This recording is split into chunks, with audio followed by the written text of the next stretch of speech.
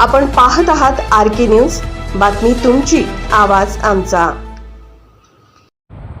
वारणेत सुराज्य फाउंडेशनचा IAS यशवंतांचा vision गौरव सोहळा 11 एप्रिलला वारणानगर येथे सुराज्य फाउंडेशनच्या वतीने गेले 19 वर्ष अखंडपणे आयोजित करण्यात येणारा UPSC परीक्षेत महाराष्ट्रातून यश संपादन केलेल्या अधिकाऱ्यांचा सन्मान करणारा विजन गौरव सोहळा यंदा शनिवार 11 एप्रिल रोजी संपन्न होणार आहे।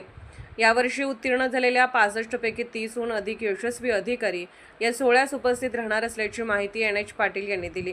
देशाच्या सर्वोच्च प्रशासकीय सेवेकडे सकारात्मक दृष्टिकोन निर्माण व्हावा तसेच यशस्वी अधिकाऱ्यांच्या प्रेरणादायी मार्गदर्शनातून महाराष्ट्रातील युवक युवतींना स्पर्धा परीक्षेकडे वळवावे हा या उपक्रमामागील मुख्य उद्देश आहे।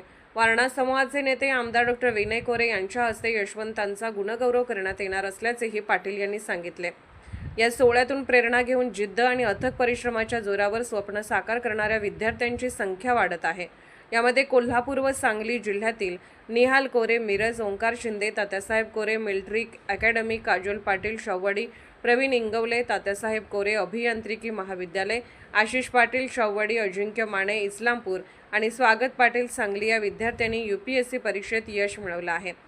विद्यार्थी, पालक, शिक्षक तसेच विविध क्षेत्रातील नागरिकांसाठी हा सोहळा एक प्रेरणादायी पर्वणी ठरतो। कार्यक्रमासाठी आधुनिक जर्मन अँगल स्ट्रक्चरचा वापर करून सुसज्ज मंडप उभारला जात असून त्याचा शुभारंभ NH पाटील यांच्या हस्ते करण्यात आला।